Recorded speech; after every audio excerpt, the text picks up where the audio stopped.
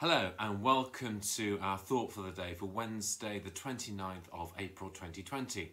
It's great to be sharing with you once again today. I'm going to be looking very briefly at a few verses from Philippians chapter 4 that I've been pondering over the past few days. And it's from Philippians 4 and verses 6 to 7 where Paul wrote this.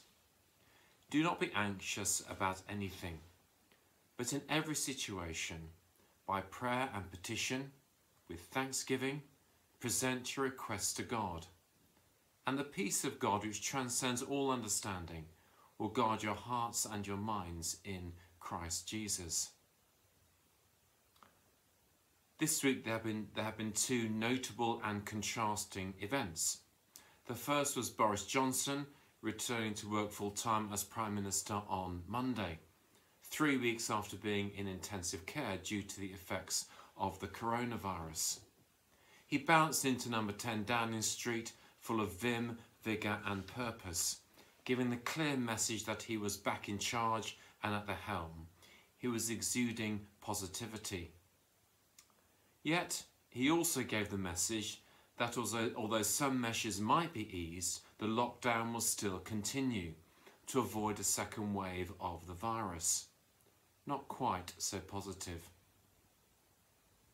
The second was the change in the weather.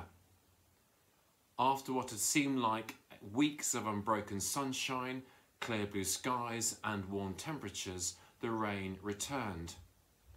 And as the rain returned, probably needed for our gardens, so the world seemed to close in a little.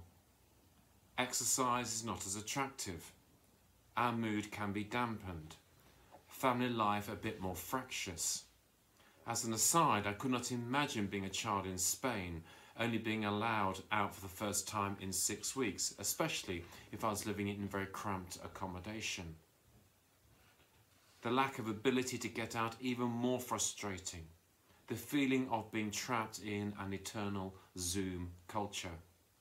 Our mental health being challenged. The feeling that this will never end. It is at these times that we need to hand over everything to God, our prayers and petitions, yes, with thanksgiving, even though that can be difficult sometimes, and pray that our anxiety or our anxieties will be replaced by the peace of God, which goes beyond our understanding, which transcends our understanding, and He will guard our hearts and our minds in Christ Jesus. Thank you very much.